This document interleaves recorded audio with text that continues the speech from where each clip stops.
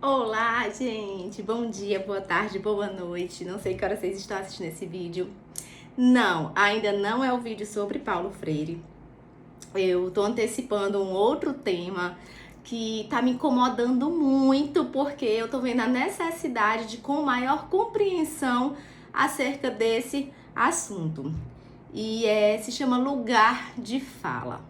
Recentemente houve uma publicação, né, no artigo da Folha, que foi muito comentado, muito visto, falando sobre racismo reverso, e surgiu muitos questionamentos. Essa pessoa, uma pessoa branca, tem lugar de fala para falar sobre racismo? Para falar sobre o movimento negro? E aí é onde eu quero entrar um pouquinho nesse vídeo e explicar que sim, que tem, que é importante que haja gente falando sobre tudo em todos os lugares. O lugar de fala, ele não é um dado proibitivo do discurso, mas sim ele é um dado analítico do discurso. Então, já pensou se somente os suicidas pudessem falar sobre suicídio, sabe? Já pensou se somente as pessoas que têm algum tipo de transtorno alimentar pudessem falar sobre isso? Já pensou que se somente os negros pudessem falar sobre o movimento negro? Quantos autores negros vocês conhecem? Já pensou se somente os gays pudessem falar ou discutir ou defender a causa LGBT? Quantos autores gays vocês conhecem?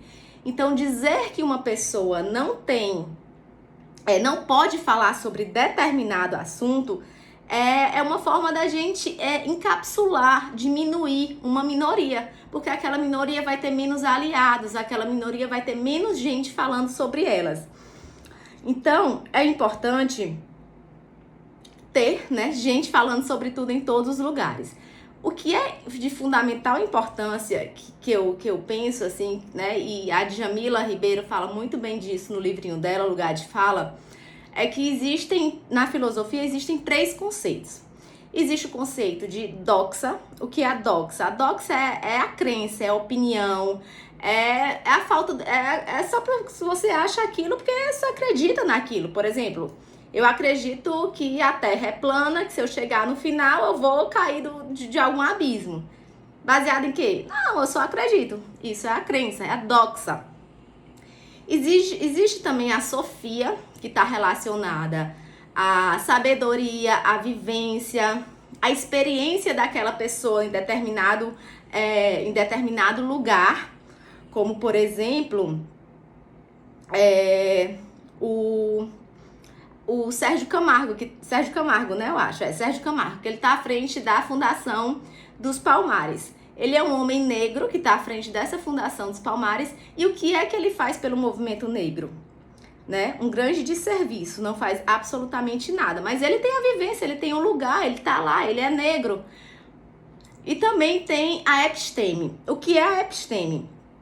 A episteme é a construção de um método de análise, reflexão e proposição. É mais, né, o conhecimento, a análise, o método científico. Então, assim, o lugar de fala, ele diz muito mais respeito de onde você fala. Então, você está falando a partir da doxa, a partir somente de uma crença? Você está falando a partir da vivência, de porque você vive aquilo? Ou você está falando a partir da episteme, a partir do momento que você estudou, analisou, leu, refletiu e está contribuindo de alguma forma para aquilo?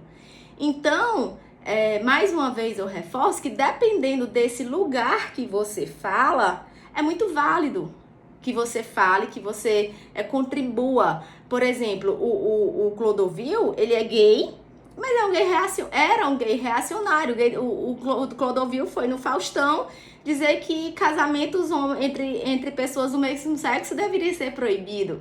Mas ele tem a vivência, ele tem a sofia, ele tem a experiência.